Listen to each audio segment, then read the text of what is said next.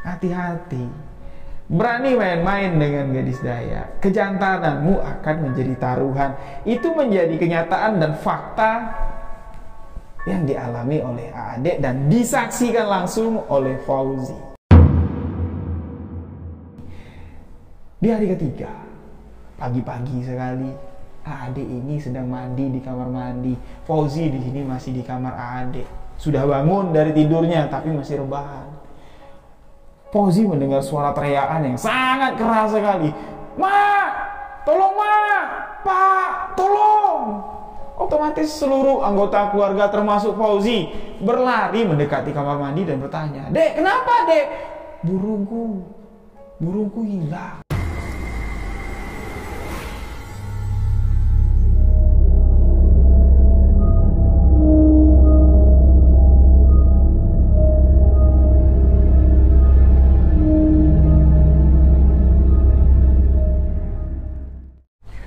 Bismillahirrahmanirrahim. Assalamualaikum warahmatullahi wabarakatuh. Kembali lagi bersama saya Ryu Wijaya di sebuah kisah misteri.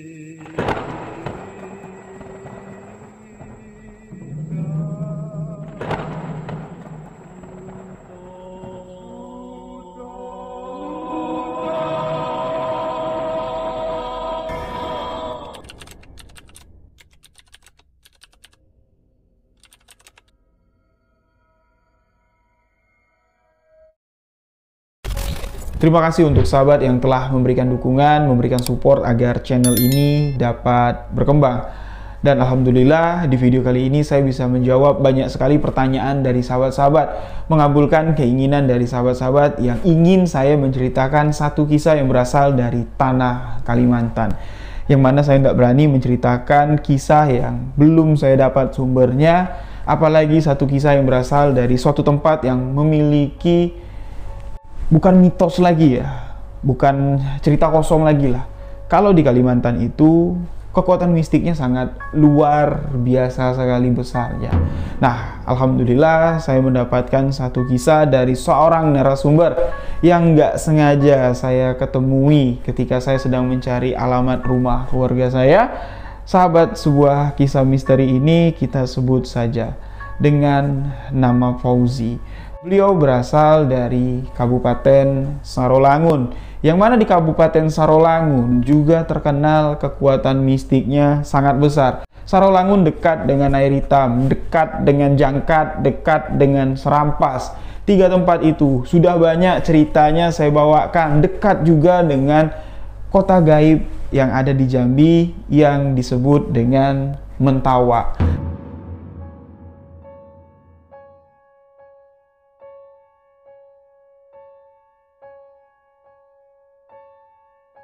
Nah, di Kalimantan juga ada kota hilang, kota gaib yang bernama Saranjana.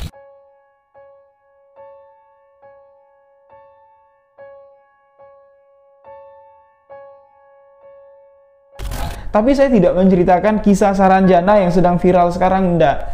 Ini ada satu kisah yang lebih dahsyat lagi dari cerita Saranjana, yaitu kekuatan gaib dari suku Dayak Kalimantan. Santet yang bisa menghilangkan alat kelamin seorang laki-laki yang berani bermain hati dengan wanita Dayak.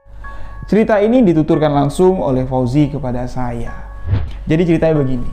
Dari beberapa kisah yang diceritakan Fauzi ketika beliau 2 tahun tinggal di Kalimantan, kebetulan beliau ini bekerja di sebuah tambang batu bara yang besar di sana. 2 tahun dia di sana, banyak kejadian-kejadian misteri yang beliau alami, tapi cuman 2 yang ingin saya bagikan ke sahabat, karena mungkin yang lain ini ceritanya pertama pendek dan itu cerita tentang teror hantu yang saya bilang udah biasa lah. Nah, Namun dua kisah yang akan saya bawakan ini spesial karena ini mungkin bisa mengobati rasa penasaran sahabat-sahabat tentang kisah kekuatan mistis gaib yang ada di Kalimantan.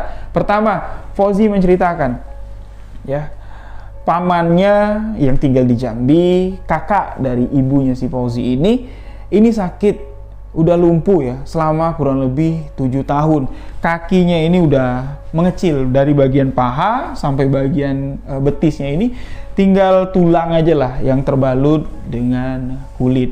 Sudah mulai mengecil kayak itulah. Sudah banyak pakar-pakar spiritual, dukun-dukun di Jambi ini didatangi untuk melakukan pengobatan alternatif, tapi sama sekali tidak dapat disembuhkan. Bahkan sudah sampai berobat ke Pulau Jawa. Banyak juga di sana dukun-dukun yang didatangi untuk melakukan pengobatan. Mereka semua tidak dapat mengobati. Namun ketika Fauzi memiliki inisiatif, punya ide, gimana kalau paman ini kita bawa ke Kalimantan aja. Waktu itu ketika Fauzi membawa pamannya ke Kalimantan, ini Fauzi baru bekerja sekitar 7 bulan di Kalimantan. Ya, jadi dalam waktu 7 bulan itu dia sudah banyaklah mendengar rumor kalau di sini kekuatan mistiknya nyata, kalau di sini kekuatan gaibnya itu dapat menyembuhkan banyak penyakit. Fauzi sudah melihat ya, apa yang diceritakan warga itu, sudah tahu siapa yang akan dituju untuk mengobati si paman. Singkat cerita dibawalah pamannya yang sudah lumpuh selama kurang lebih 7 tahun ini berangkat ke Kalimantan, dan alhamdulillah sampai di Kalimantan, Fauzi mengatakan kurang dari waktu 2 bulan pamannya yang kakinya sudah mengecil, yang sudah tidak bisa beraktivitas seperti manusia normal lagi, cuma bisa duduk, cuma bisa rebahan, kurang dari waktu 2 bulan pamannya sudah bisa berlari dengan kencang. Itu nyata dilihat oleh Fauzi, dan itu akan saya ceritakan di awal. Nah, cerita kedua, ini ada sebuah kisah yang mungkin sudah tidak asing lagi sahabat-sahabat dengar tentang santet atau ilmu kebatinan yang dimiliki suku Dayak Kalimantan, yang kalau seorang laki-laki yang berasal dari luar Kalimantan mau coba-coba main hati dengan wanita cantik yang berasal dari suku Dayak Kalimantan, ini akan mempertaruhkan kejantanannya. Alat kelaminnya bakal hilang secara misterius. Ini ya, Fauzi ini bukan yang mengalami, tapi Fauzi menjadi saksi kejadian tersebut. Menarik kan? Dua kisah yang akan saya bagikan di video ini. Tapi sebelum saya melanjutkan video ini, cerita kejadian yang dialami Fauzi di Kalimantan, untuk sahabat yang baru bergabung, tolong klik tombol subscribe. Tolong bagikan video ini ke sosial media sahabat-sahabat, aktifkan juga notifikasi loncengnya agar kami di sini semangat untuk menyajikan cerita-cerita misteri kepada sahabat-sahabat semua. Tenang, tenang, tenang. Beberapa hari lagi saya akan menyajikan sesuatu yang baru di sebuah kisah misteri.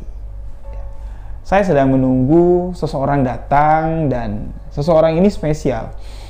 Mudah-mudahan nanti seseorang yang datang dari jauh-jauh datang mau ke studio sebuah kisah misteri, ada kepentingan mau nanti kita dokumentasikan sebagai arsip dan dapat dibagikan kepada sahabat, karena ini adalah segmen terbaru di sebuah kisah misteri. Apa itu? Tunggu aja nanti videonya tayang ya. Ini bakal menjadi sesuatu pembaruan lah, bukan cuma sekedar cerita misteri, namun kita menyajikan real misteri di channel Rio Wijaya. Bukan cuma cerita, tapi ada saksi, ada kejadian, dan kita insya Allah akan langsung turun ke lokasi kejadian. Untuk itu jangan lupa klik tombol subscribe-nya, aktifkan notifikasi lonceng. Oke, kita kembali masuk ke cerita Kalimantan. Kalimantan dikenal dengan suku Dayak yang memiliki ilmu supranatural yang tidak diragukan lagi. Yang mana saya tidak terlalu mau banyak masuk untuk menceritakan asal-usul sejarah dari suku Dayak. Jujur di sini saya sangat menghargai, saya di sini sangat menghormati kearifan lokal dari warga Kalimantan yang sangat ramah, dan insya Allah kalau memang ada rezeki, saya ingin bertemu, masuk bersosialisasi langsung dengan warga suku Dayak Kalimantan. Untuk teman-teman yang tinggal di Kalimantan, komentar di bawah, mana tahu ada rezeki dalam waktu dekat. tim sebuah kisah misteri akan terbang menuju Kalimantan.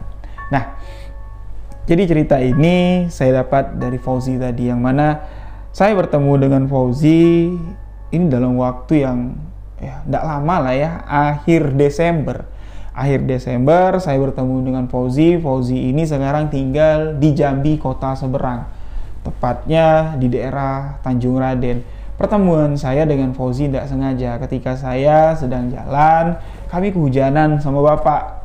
Ya, saya naik motor sama bapak saya sore-sore, kehujanan. Kami neduh di sebuah rumah. Nah, itulah rumah dari si Fauzi. Kami berteduh di teras rumahnya, rumah panggung ya. Kami berteduh di bawahnya. Kebetulan Fauzi pada saat itu lagi di atas, ya, lagi nyantai sore lah dengan seorang rekannya. Kami dipanggil, disuruh naik ke atas. Pak, panggil bapak saya. Pak, naik ke atas pak. Di bawah tuh masih tetap kena cipratan hujan, dia bilang. Dingin di bawah, naik ke atas. Awalnya kami menolak karena ya nggak enak lah ya, sungkan gitu kan. Tapi dia memaksa, naiklah kami ke atas. Belum lagi kami duduk, Fauzi ini langsung ke dapur. Nggak tahu ya, dia masuk ke dalam, ternyata dia ke dapur, tahu-tahu keluar sudah bawa minuman, dan adalah dalam piring itu kayak roti-rotian dibawa disajikan kepada kami. Sungguh sangat luar biasa sekali kebaikan si Fauzi ini. Singkat cerita, duduklah kami, disuguhin, kami minum. Mulailah di sini kami mulai bertukar cerita. Di sini saya bertanya, siapa nama Bang? Fauzi, dia bilang. Saya baru di sini, dia bilang. Baru 2 bulan. Saya asli dari Sorolangun, dia bilang. Nah, berarti di sini rumah siapa? Saya tanya. Ini rumah mertua. Saya dapat jodoh di seberang sini, dia bilang. 2 bulan yang lalu nikah dan menetap di sini untuk sementara, dia bilang. Oh, dari Sorolangun, saya bilang. Nah, Sorolangun di mananya? Dibilang di dekat pasar. Nah, itu cerita perkenalan kami dengan si Fauzi. Dia pun di sini menceritakan pengalaman hidup yang beliau lalui. Di tengah hujan pada sore hari itu, Fauzi ini menceritakan kalau dia 2 tahun yang lalu pernah pergi merantau ke Kalimantan. Ketika mendengar kata Kalimantan, saya di sini langsung suges. Ya, ingin menceritakan pengalaman beliau di Kalimantan pasti ini ada kaitannya dengan cerita misteri, dan saya pun langsung di sini membuka profil saya. Saya Bang suka cerita misteri, saya bilang, bahkan saya punya channel YouTube yang menyajikan cerita-cerita misteri. Mana tahu pengalaman Abang di Kalimantan selama 2 tahun pernah mengalami kejadian misteri, saya bilang.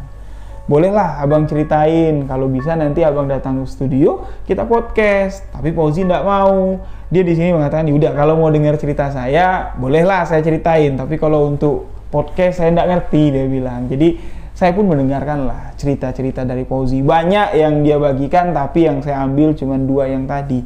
Nah, kisah pertama akan saya ceritakan di sini. Yang mana kejadian ketika Fauzi ini melihat langsung proses penyembuhan pamannya yang terkena lumpuh sudah hampir 7 tahun. Yang mana lumpuh ini disebabkan oleh santet. Ada orang yang sengaja menyakiti pamannya dengan mengirimkan benda-benda asing di bagian kaki pamannya, sehingga membuat kaki paman dari Fauzi ini sudah tidak berfungsi normal lagi, bahkan bagian kakinya ini sudah mengecil. Istilah kata, kakinya ini sudah mati. Fauzi melihat langsung proses pengobatannya, dan kurang lebih dari 2 bulan cuman pamannya di Kalimantan, kesembuhan total sudah dapat dirasakan oleh pamannya Fauzi. Ceritanya begini. Pamannya Fauzi ini lumpuh sudah 7 tahun. Yang mana ketika pamannya lumpuh ini, Fauzi ini masih SMP. Fauzi ingat betul karena rumah pamannya Fauzi ini bersebelahan dengan rumahnya Fauzi di dusun atau di kampung. Biasanya kalau di satu wilayah, kita katakan sajalah di satu RT ada seorang yang memiliki anak banyak, pastilah bakal banyak keturunannya. Satu RT itu bisa-bisa itu semua keluarga mereka sendiri. Itulah ya kearifan yang ada di dusun. Jadi di satu RT itu kakaknya ya masih keturunan yang satu orang yang punya anak banyak tadi, termasuk keluarganya si Fauzi ini. Rumah keluarga kami itu Bang bersebelahan. Hampir satu RT itu rumah keturunan dari buyut kami semua. Rumah pamanku yang lumpuh ini ya sebelahan, cuman dindingnya aja nggak nempel. Jadi ada spare jarak halaman rumah tuh sekitar 5 meter lah, pembatas antara rumah pamanku dengan rumah ibuku. Fauzi tahu betul kejadian pamannya ketika lumpuh ini. Pada saat itu Fauzi masih SMP. Paman ini lumpuh gara-gara ribut dengan orang pasal. Pasalnya kecil, pamannya ini dagang di pasar, dipajak sama preman, tapi pamannya ini bertahan, nggak mau ngasih setoran sama si preman. Preman ini ngancam bakal membuat sesuatu lah. Ya, awalnya keluarga Fauzi di sini jaga-jaga kalau takut pamannya ini diculik atau digebukin. Ternyata preman ini main belakang. Dia mengirimkan sesuatu yang tidak terlihat, menyebabkan kaki pamannya ini lumpuh. Sebelum kejadian tersebut, istri dari pamannya Fauzi ini mengalami teror yang cukup mengerikan. Terornya itu secara tidak langsung lah, memang tidak nampak sosok wujud yang meneror tuh tidak, tapi istrinya yang sehari-hari di dapur beraktivitasnya untuk masak, nyuci segala macam, ini melihat kalau sudah mulai sore ya, matahari sudah mulai turun, barang-barang atau benda-benda yang tajam yang ada di dapur itu semuanya bergerak seakan-akan digerakkan oleh sesuatu yang nggak kelihatan. Misalnya kayak pisau, parang, bahkan sampai garpu. Itu semuanya bergerak seakan-akan ada yang menggerakkannya, tapi nggak kelihatan siapa yang gerak. Gerak-gerak semua. Bahkan pernah pada suatu hari pisau itu udah ngambang kayak mau terbang. Nah, itu diyakini itu ulah dari seseorang yang mau berniat jahat sama si penghuni rumah, tapi tidak tahu ini tujuannya kemana. Karena di rumah pamannya ini ada beberapa orang yang tinggal di sana. Adik iparnya tinggal sama istrinya, terus anak-anak pamannya ada juga. Jadi tidak tahu yang mau dituju siapa. Setelah kejadian itu berlalu beberapa hari, pamannya ini ketika bangun tidur dia merasa kalau kakinya ini kayak kram, kesemutan. Dipencet-pencet kakinya, dia udah nggak merasakan apa-apa lagi. Mulai dari situlah pamannya mengalami kelumpuhan total. Dibawa cek ke rumah sakit, dokter di sini tidak dapat menjelaskan ya diagnosa penyebab lumpuhnya ini apa. Dokter pun di sini mencoba untuk melakukan terapi-terapi, namun selama kurang lebih 7 tahun. Mulai dari pengobatan alternatif sampai terapi-terapi, obat-obatan yang dimakan sama si paman ini tidak dapat membuahkan hasil sedikit pun. Setiap kali mau dibawa berobat, pamannya ini pasti ada aja lah halangannya. Apalagi di 2 tahun pertama ketika pamannya lumpuh. Kalau ndak hujan, ya pamannya ini tiba-tiba hujan mau dibawa ke pengobatan. Kalau ndak pamannya ketiduran. Selama 2 tahun kayak gitu terus, tapi ya karena sudah berlalu cukup lama, kakinya ini sudah semakin parah, pamannya dan keluarga pun pasrah untuk menerima kenyataan kalau beliau sudah tidak dapat berjalan lagi. Keputusasaan ini bukan tidak ada alasan, karena untuk berobat, ya, ini sudah melakukan berbagai cara. Dukun-dukun yang ada di Jambi, khususnya di daerah Sarolangun. Sarolangun ini terkenal juga, sahabat-sahabat, banyak juga orang-orang yang bisa. Karena Sarolangun ini dekat dengan beberapa tempat yang sering saya ceritakan, kayak Air Hitam, kayak Serampas, kayak daerah Jangkat, yang mana 3 daerah Uluan yang saya sebutkan 3 tadi, ini masih memiliki kekuatan magis yang sangat luar biasa, besar sekali. Bahkan orang-orang yang ada di 3 tempat itu, orang-orang yang memiliki kemampuan spiritual di tempat itu, tidak dapat mengobati pamannya Fauzi. Bukan cuman sekedar berobat di Provinsi Jambi saja, sampai keluar kota, bahkan sampai nyebrang ke Pulau Jawa, pamannya dibawa berobat ikhtiar untuk mengobati kelumpuhan kakinya, tapi sama sekali tidak membuahkan hasil. Disitulah timbul keputusasaan dari keluarga dan pamannya si Fauzi.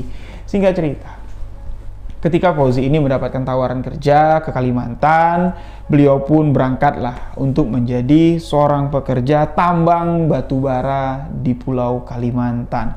Yang mana lokasi tambangnya itu memang lokasi tambang yang sangat besar sekali, karyawannya banyak sekali, Setiap karyawan ini ditempatkan di mes-mes. Fauzi mengatakan mes tempat Fauzi tinggal ini kurang lebih ada sekitar 100 bahkan lebih lah karyawan yang tinggal di sana. Beragam-ragam, mulai ada yang dari Aceh sampai ada yang dari Papua. Mereka semua kumpul di sana bekerja dengan satu tujuan, cuman mau mencari rezeki yang halal untuk menafkahi keluarga masing-masing.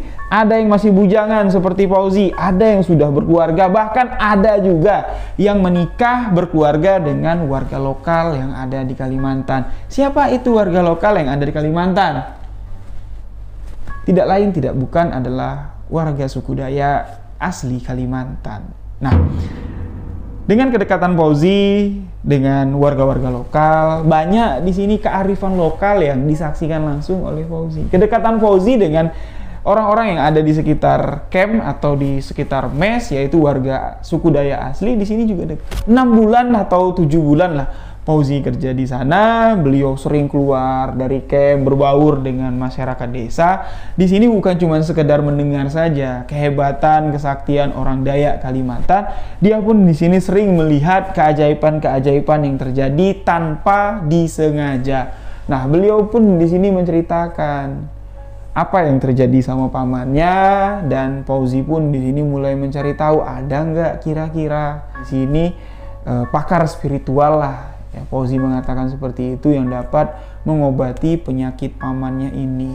Salah satu warga Dayak yang ada di sana mengatakan, ya coba saja, mana tahu sesampainya di tanah Dayak ini, ya, paman kamu bisa dapat kembali berjalan. Karena banyak orang-orang yang mencoba untuk datang berobat, ya, datang untuk banyak hajat lah, ya, yang berkaitan dengan hal-hal magis.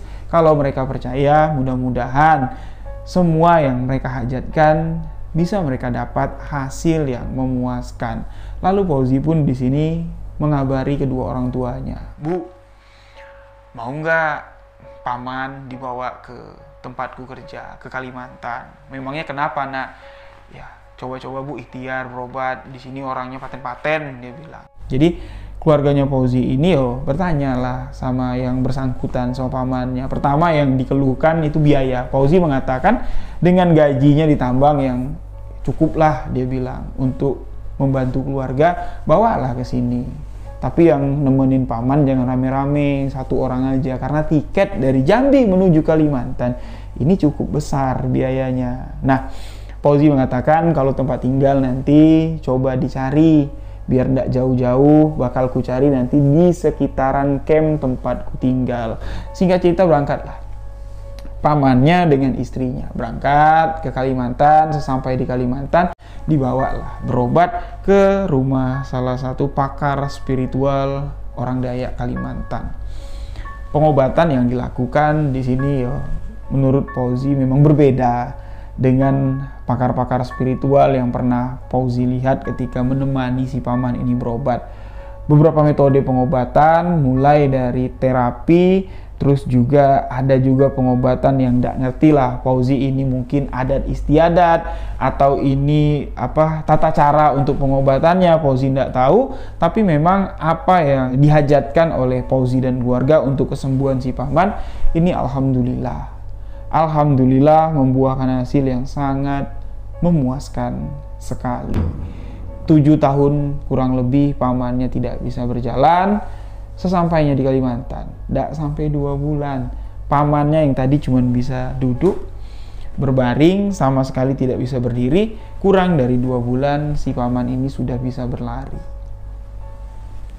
Antara percaya dengan tidak apa yang terjadi, inilah sebuah kenyataan, Fauzi bilang. Namun dalam proses pengobatan, ada sebuah kejadian yang membuat Fauzi dan keluarga terkejut. Karena melihat apa yang menyebabkan si paman ini lumpuh.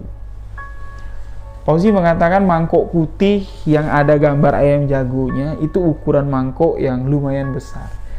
Mangkok putih itu hampir dipenuhi dengan benda-benda asing yang didapat dari bagian kedua kaki pamannya si Fauzi.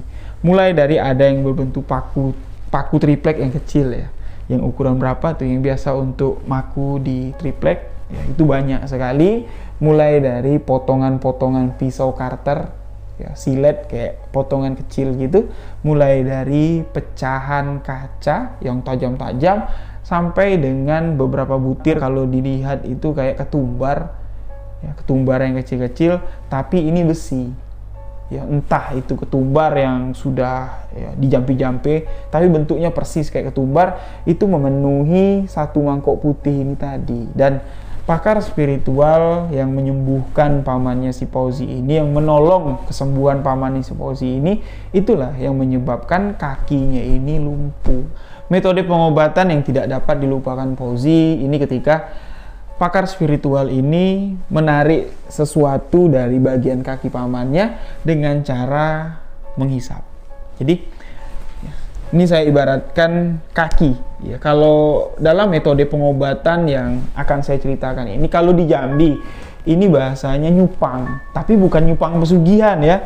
Nanti salah persepsi pula. Nyupang itu menghisap sesuatu dari dalam daging atau dari balik kulit ari-ari ini. Jadi ini ibaratnya kaki ya, kalau nyupang itu biasanya dihisap ya, kayak dihisap ini. Nah, dengan kekuatan batin, apa yang ada di dalam atau yang di balik kulit ari-ari ini itu biasanya akan tersedot ya, akan tersedot masuk ke dalam mulut orang tersebut. Dan pengobatan nyupang ini sebenarnya sangat beresiko sekali untuk yang menyupang atau untuk orang yang mengobati ini, karena salah-salah penyakit atau sesuatu yang ada di balik kulit ini akan masuk ke dalam tubuh seseorang tersebut. Misalnya di dalam sini ada kiriman santet yang kalau orang Jambi bilang tuh kayak cindung ya. Cindung itu kan beragam. Ada yang dari Pantak Baung, ada juga yang dari sembilu-sembiluan. Nah, takutnya yang dari sembilu-sembiluan itu kan halus-halus. Ini kesedot, ketelan, itu akan merusak organ dalam dari dukun tersebut.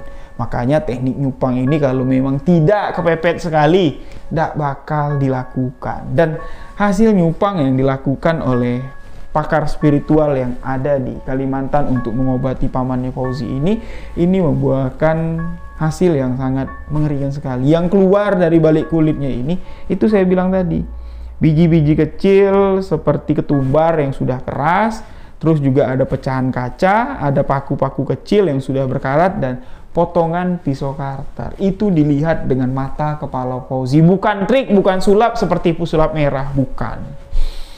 Teknik nyupang bukan untuk trik-trikan. Teknik nyupang bukan untuk tontonan dan bukan untuk permainan. Teknik nyupang memang benar-benar ada, tapi tidak dianjurkan untuk melakukan penyupangan. Banyak alternatif dari penyupangan ini untuk mengeluarkan sesuatu dari balik kulit kita. Bisa menggunakan telur, bisa juga menggunakan alenan. Alenan itu kalau orang kami Jambi itu dari beras ketan hitam, itu digiling. Habis digiling, itu disiram dengan air panas, itu bentuknya nanti kayak sagu ya. Nah, itulah yang ditempel, dan di dalam alenan itulah nanti bakal keluar benda-benda yang ada di dalam kulit kita, di dalam daging kita. Itu alternatif pengganti dari penyupangan ini. Tapi kalau dengan cara tersebut barang-barang itu tidak keluar, terpaksa. Ya, teknik penyupangan ini harus dilakukan karena lebih efektif. Tapi berbahaya, beresiko untuk orang yang melakukan. Nah, Fauzi melihat sendiri pengobatan itu berjalan setelah semuanya dikeluarkan, seakan-akan darah itu kembali mengalir ke bagian kaki si pamannya ini. Yang tadi bagian jari-jarinya itu sudah tidak dapat digerakkan, perlahan sudah bisa digerakkan dan ditusuk-tusuk dengan ini ya, dengan kayak benda tajam lah kayak itu ya. Itu paman ini sudah bisa merasakan rasa sakit, ngilu, perih ketika ditusuk itu. Kakinya sudah tidak mati lagi. Dan itu tadi saya bilang, kurang dari waktu 2 bulan pamannya sudah bisa berlari dengan kencang. Tapi ketika proses pengobatan berlalu ya, cerita saya mungkin terdengar sangat simpel sekali, sangat mudah sekali, tapi yang dialami Fauzi, yang dilihat Fauzi, apalagi yang dirasakan oleh pakar spiritual yang mengobati, ini bukanlah sesuatu yang mudah, karena ada perlawanan dari penyakit yang ada di dalam tubuhnya si paman. Gangguan-gangguan ketika pengobatan pun terjadi. Apa itu? Pertama, pamannya kesurupan. Pamannya di Kalimantan. Otomatis kalau sosok gaib yang ada di sana yang merasuki pamannya Fauzi pasti menggunakan bahasa daerah. Ini enggak, pamannya menggunakan bahasa Jambi. Berarti yang masuk ke tubuh pamannya ini gangguan yang dari Jambi. Mungkin kalau orang bilang ilmu dibawa nyebrang lautan itu udah enggak mujarab lagi, tapi tidak untuk ilmu orang Jambi. Semana dibawa jauh ya, asal keyakinannya masih ada, itu masih berlaku. Pamannya kesurupan dengan menggunakan bahasa Jambi, dan Fauzi lah yang menjadi translator untuk mengartikan bahasa Jambi ini sama orang yang mengobati pamannya si Fauzi. Sosok gaib yang merasuki pamannya si Fauzi ini mengancam. Dia mengatakan, di sini orang ini bisa disembuhkan, tidak apa-apa. Tapi kalau sudah menginjakkan kaki kembali ke tanah Jambi, kakinya akan kembali lumpuh. Nah, setelah dijelaskan apa yang dimau oleh sosok gaib yang ada dalam tubuh pamannya si Fauzi kepada si pengobat alternatif yang berasal dari suku Dayak ini, malah ya, orang ini ketawa. Dia mengatakan, apa bedanya tanah Kalimantan dengan tanah Sumatera? Kalau dia sembuh di sini, di Sumatera pun dia akan sembuh. Kamu juga tidak akan bisa masuk lagi ke tubuh orang ini. Nah, ancaman dari sosok gaib ini sama sekali tidak berlaku di hadapan orang tersebut. Singkat cerita, pengobatan demi pengobatan pun dilalui. Setelah menarik benda-benda asing yang menyebabkan kakinya lumpuh, yang dinyatakan kalau itu adalah kiriman santet, pamannya Fauzi di sini juga melakukan beberapa terapi dan meminum ramu-ramuan lokal ya, racikan-racikan ramuan yang berasal dari tanah Kalimantan, racikan khas dari warga suku Dayak. Itu tadi saya bilang, kurang dari 2 bulan pamannya si Fauzi pun sudah dapat berjalan, bahkan sudah dapat berlari kencang. Alhamdulillah sampai hari ini pamannya Fauzi sehat walafiat. Nah, itu kisah kesembuhan dari pamannya Fauzi yang mengalami kelumpuhan hampir 7 tahun. Cukup dalam waktu 1,5 bulan, kurang dari 2 bulan, beliau sudah mendapatkan kesembuhan. Alhamdulillah. Itulah kisah yang pertama. Kita akan melanjutkan untuk kisah yang kedua, kisah yang sudah sahabat-sahabat tunggu. Nah, untuk cerita yang kedua ini bukan Fauzi yang mengalami, tapi teman dekat dari Fauzi yang sama-sama kerja di tambang batubara yang ada di Kalimantan tersebut. Temannya ini kita sebut saja dengan nama AAD, karena beliau berasal dari tanah Jawa Barat, tepatnya di daerah Sumedang. Nah, AAD dan si Fauzi ini mereka sama-sama masih remaja, mereka sama-sama masih bujangan. Ketika mereka di Kalimantan ya, di camp tempat tinggal, mereka di sini berbaur dengan warga lokal. Mereka di sini melihat keramahan, kearifan yang ada di daerah Kalimantan, tepatnya dekat dengan lokasi suku Dayak Kalimantan. Banyak pantangan, banyak petuah-petuah yang disebutkan oleh orang-orang tua yang ada di sana, khususnya untuk para pekerja pendatang yang berasal dari luar Kalimantan. Fauzi yang berasal dari Jambi, beliau sudah tidak asing lagi dengan petuah petitih seperti itu, karena tidak ada bedanya Jambi dengan Kalimantan, sama-sama menghargai sesuatu yang goib, sesuatu yang mistik. Bukan menuhankan, tapi menghargai, karena kita di dunia ini tidak hidup sendirian. Dua sisi dunia ini menjadi satu, tapi kita saja yang tidak dapat melihat mana dunia gaib, mana dunia nyata. Nah, setelah mendapatkan petuah petiti, Fauzi di sini teliti sekali untuk melakukan sesuatu berbeda dengan sahabatnya yang bernama AAD. Beliau di sini sudah mendapatkan wejangan, kalau mau dekat dengan gadis Kalimantan, mantapkan hati dulu. Jangan pernah bermain api kalau takut terbakar. Kalimat itu sudah memiliki makna yang sangat dalam sekali. Tapi AAD di sini tidak tahu ya kenapa dia bisa melakukan kesalahan. Mohon maaf sebelumnya ya, mungkin ini tidak semua lah yang dilakukan oleh pekerja-pekerja tambang yang ada di Kalimantan, tapi ini cuman cerita dari Fauzi, sebagian yang berasal dari luar Kalimantan, pekerja tambang khususnya, mereka di sini banyak menjalin hubungan asmara dengan warga lokal. Baik itu pemuda-pemuda yang masih bujangan, baik itu orang-orang yang sudah menikah. Karena masa kontrak mereka kerja di sana ini tidak ada yang singkat. Tidak bisa mereka sebulan sekali balik, itu tidak bisa. Apalagi yang berkeluarga. Walaupun gaji yang mereka terima cukup besar, tidak mungkin sebulan sekali pulang. Dimana lagi duit untuk nabung. Jadi ya kalau 3 tahun kontraknya, palingan setahun sekali, 2 tahun sekali mereka baru pulang. Untuk yang sudah berkeluarga, kemana mereka harus menyalurkan kebutuhan biologisnya? Kalau tidak, menikah lagi dengan warga lokal yang ada di sana. Kebanyakan mereka yang ada di sana, pekerja tambang yang ada di sana, walaupun sudah beristri, mereka memilih menikah dengan warga lokal. Namun, cuman menikah secara agama saja, atau kita katakan di sini sebagai nikah siri. Itulah yang dilakukan oleh sahabat baik Fauzi yang ada di camp yang bernama AAD. AAD di sini tanpa sepengetahuan Fauzi menikah dengan seorang gadis cantik yang berasal asli keturunan dari suku Dayak Kalimantan. Yang mana AAD di sini merahasiakan pernikahannya dengan si Fauzi. AAD cuma mengatakan, dekat kok. Aku cuma dekat dengan wanita itu. Masa iya dekat? Kok kamu jarang pulang ke camp? Kamu mau tahu aja. Makanya kamu cari pasangan di sini. Kamu kan lama kontrak di sini. Masa iya kamu mau jomblo selama di sini? Gadis di sini cantik-cantik, Zi. Warga lokal di sini cantik-cantik sekali, ramah-ramah sekali. Sayang, Ji, kalau kamu tidak memanfaatkan keadaan yang ada di sini. Namun Fauzi sama sekali belum berpikir ke arah sana untuk berumah tangga. Nah, dari apa yang dilakukan AAD inilah yang awalnya Fauzi ini tidak tahu kesalahan fatal yang telah dilakukannya.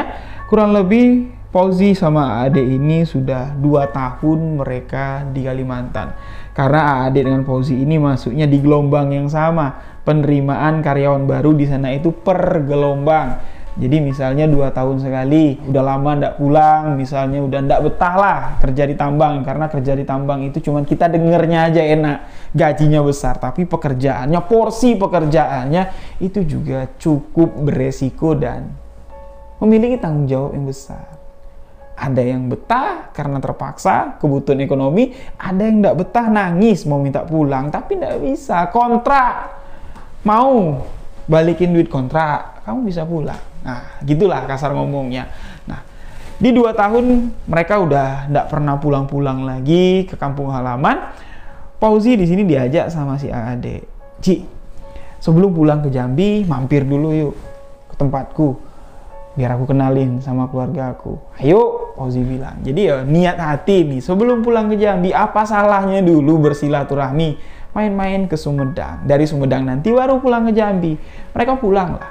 Pulang dari Kalimantan menggunakan pesawat terbang, sampailah mereka ke Jawa Barat, sampailah ke rumah si AAD ini, tepatnya di daerah Sumedang.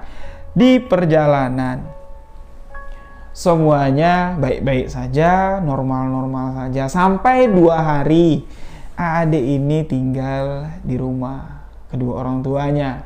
Yang mana sesampainya AAD ini ke rumah kedua orang tuanya, adik tidak tahu sebelum dia pulang kalau ibunya ini sedang sakit, karena keluarganya tidak mau ngabarin adik karena penyakit ibunya ini masih dikatakan ya masih wajar lah, tidak terlalu parah. Takutnya di sini mengganggu konsentrasi kerja dari adik, jadi keluarganya ini merahasiakan tentang penyakit dari si ibu. Ketika adik pulang, dia melihat kondisi ibunya yang ini bukan penyakit biasa. Aku khawatir loh dengan kesehatan ibu. Ya udahlah, aku putusin, aku ndak balik ke Kalimantan lagi. Aku bakal ngerawat ibu, toh juga selama 2 tahun. Tabunganku aku rasa cukup lah untuk memulai hidup baru, bikin usaha sambil untuk jagain ibu. Kalimat itulah yang menjadi tulah untuk AAD. Niat baiknya untuk mengabdikan diri kepada ibu menjadi sesuatu yang fatal karena kesalahan yang telah beliau lakukan di tanah Kalimantan. Menyanyiakan, mempermainkan hati wanita gadis Dayak. Hati-hati. Berani main-main dengan gadis Dayak, kejantananmu akan menjadi taruhan.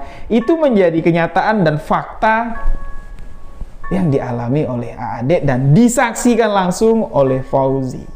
Apa yang terjadi setelah 2 hari AAD ini pulang sampai ke Sumedang?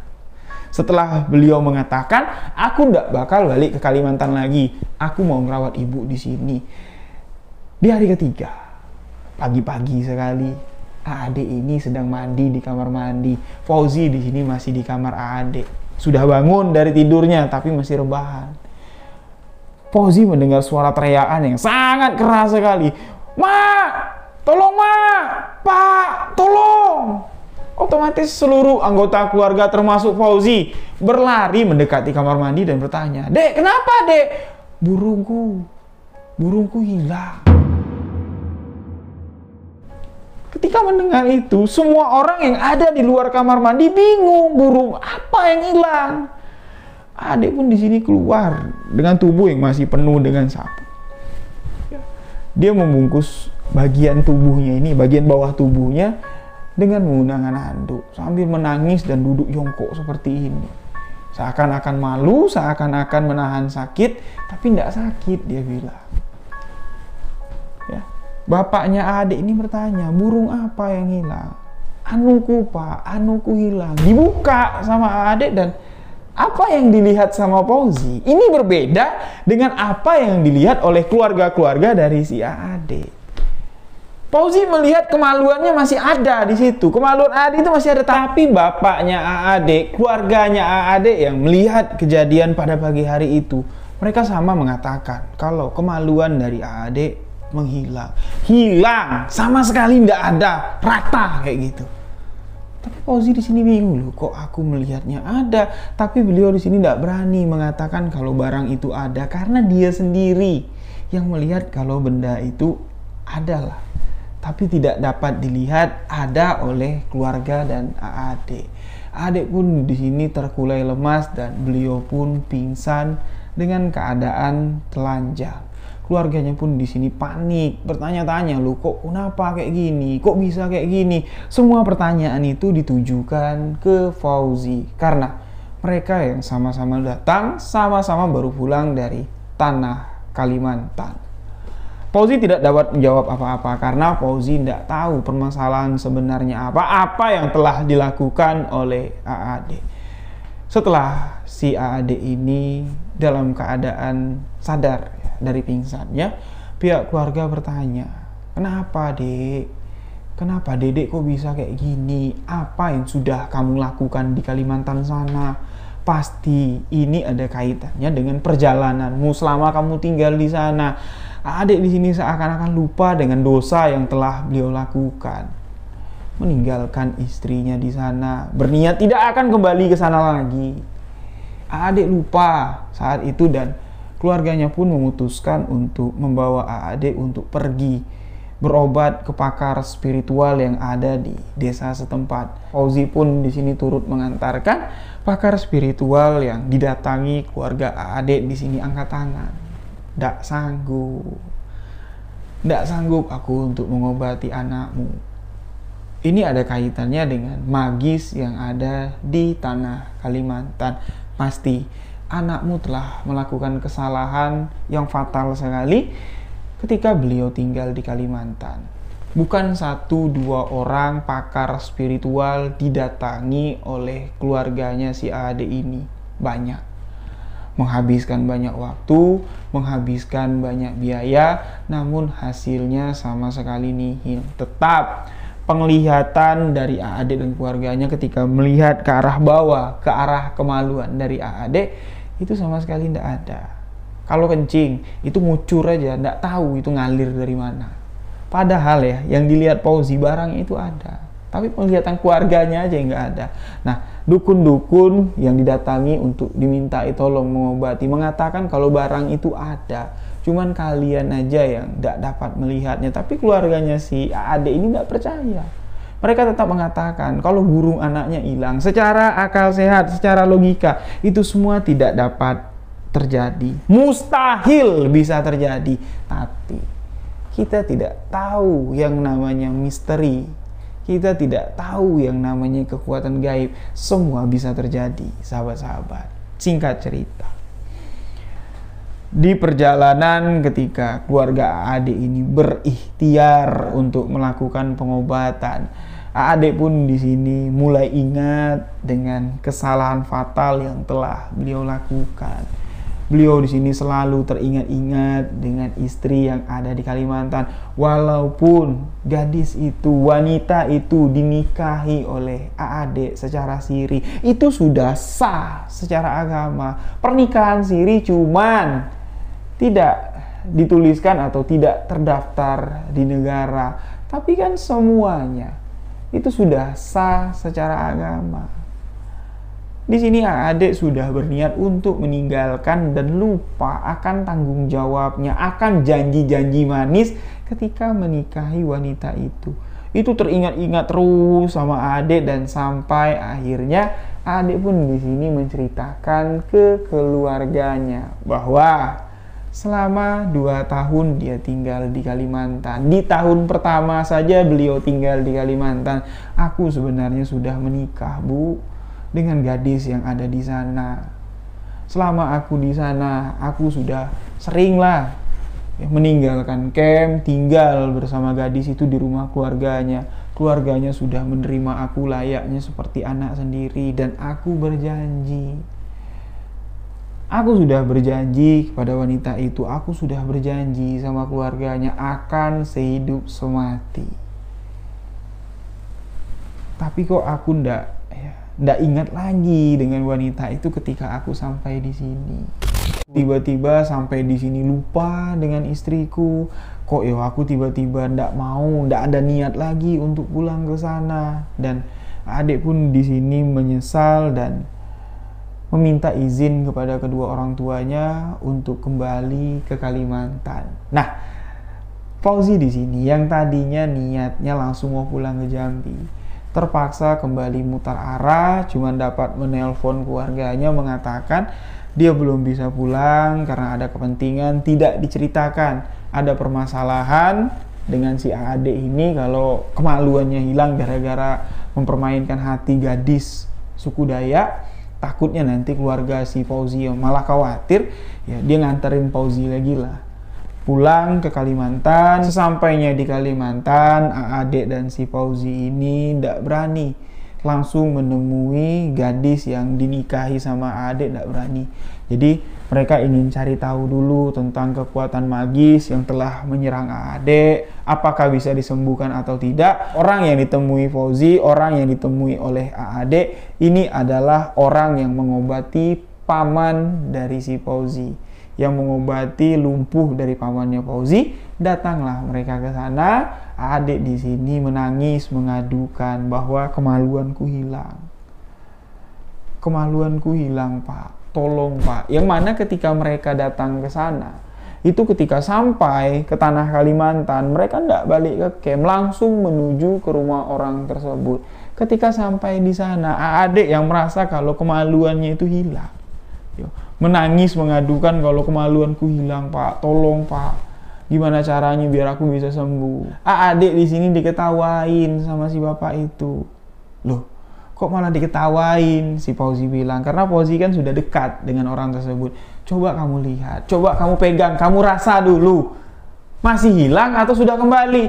Adik pun di sini, maaf ya, adik pun di sini merogoh celananya dan terkejut.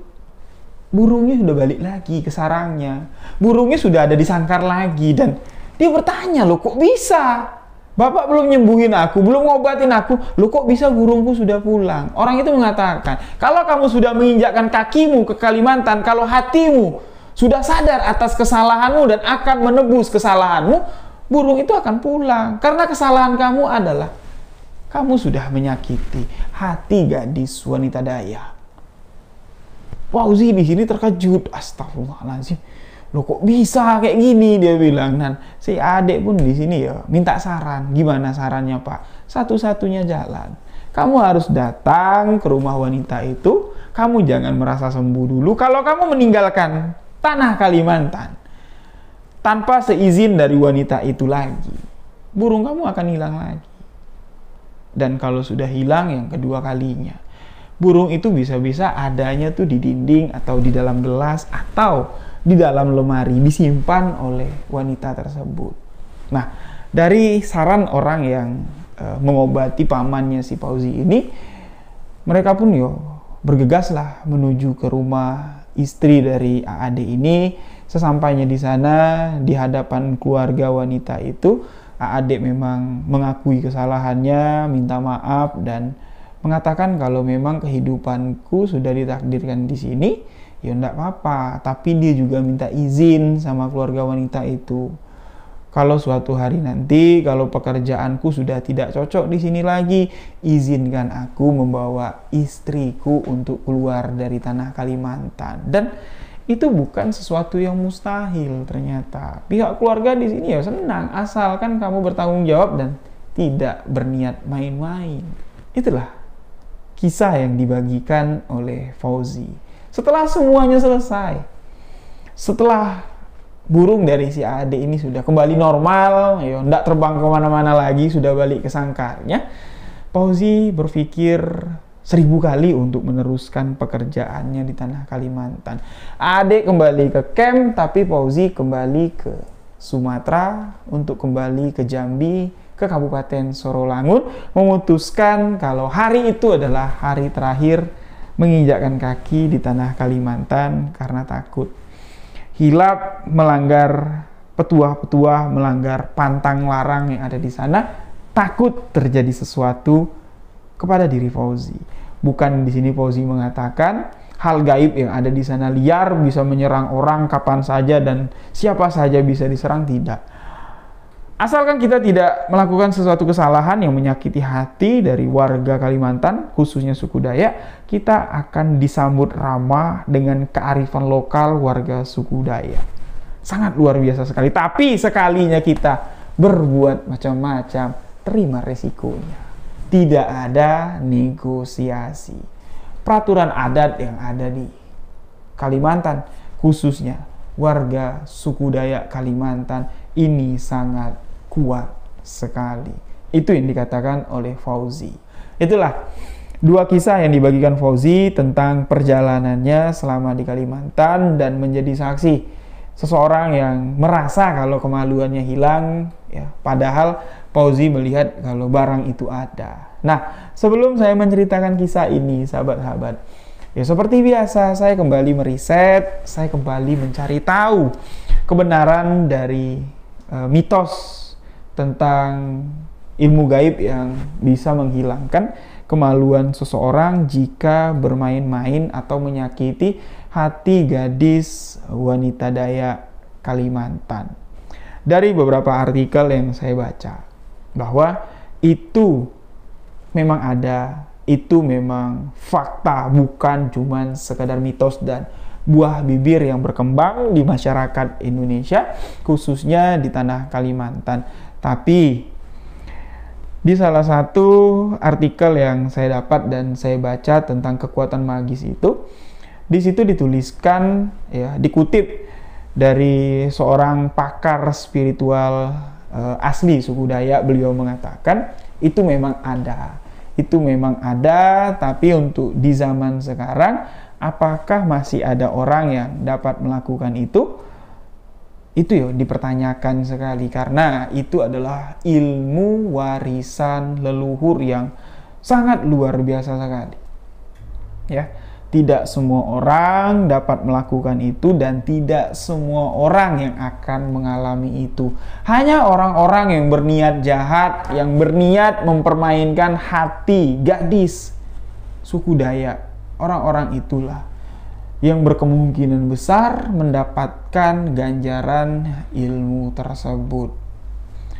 Dan menurut penjelasan di dalam artikel, ya, sebenarnya ya apa yang dilihat oleh Fauzi itu memang benar adanya. Kemaluan dari AAD ini tidak hilang, tapi penglihatan dari AAD saja yang melihat kalau kemaluannya itu menghilang. Nah, keluarga-keluarga dari AAD pun melihat pemandangan yang sama dengan apa yang dilihat oleh AAD, karena ini akan kekuatan itu seakan-akan akan melimuni atau menutupi mata zohir dari keluarga mereka agar memang terlihat kejadian ini memang nyata, real.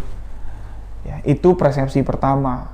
Ya. Sebelum AAD ini meminta maaf, mengakui kesalahannya dan kembali menginjakkan kaki ke tanah Kalimantan, kemaluannya tidak akan bisa kembali. Tapi kalau dibiarkan, ya, dia nggak kembali ke Kalimantan, ini benar-benar barang itu benar-benar akan hilang. Bahkan Fauzi pun melihat barang itu benar-benar akan hilang. Hilang sebenar-benarnya. Hilang kemana? Itu ada persepsi kedua yang saya baca dari tentang ilmu ini. Persepsi kedua mengatakan barang itu memang benar-benar hilang. Si empu atau si orang yang memiliki ilmu, ya, orang yang membantu wanita gadis daya ini untuk membalas sakit hatinya karena telah dipermainkan, untuk menghilangkan kejantanan seseorang dengan kekuatan gaibnya. Kemaluan itu dicabut atau dipindahkan ke suatu tempat.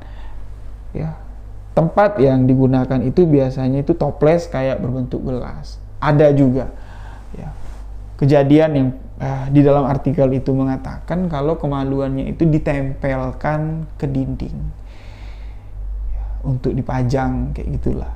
Tapi ya kebenarannya saya belum dapat membuktikan itu adalah sebuah artikel, namun kebenaran yang disampaikan oleh Fauzi yang menjadi saksi mata kejadian itu, cuman bagian kemaluan dari si AAD ini tidak dapat dilihat oleh keluarga dan AAD sendiri.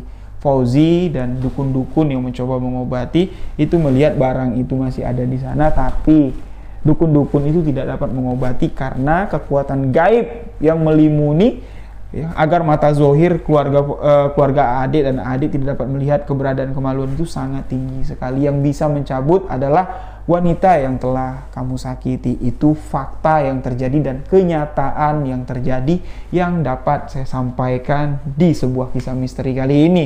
Untuk sahabat-sahabat yang berasal dari tanah Kalimantan, mana tahu keluarga kita, sahabat kita yang berasal dari suku Dayak Kalimantan menonton video ini.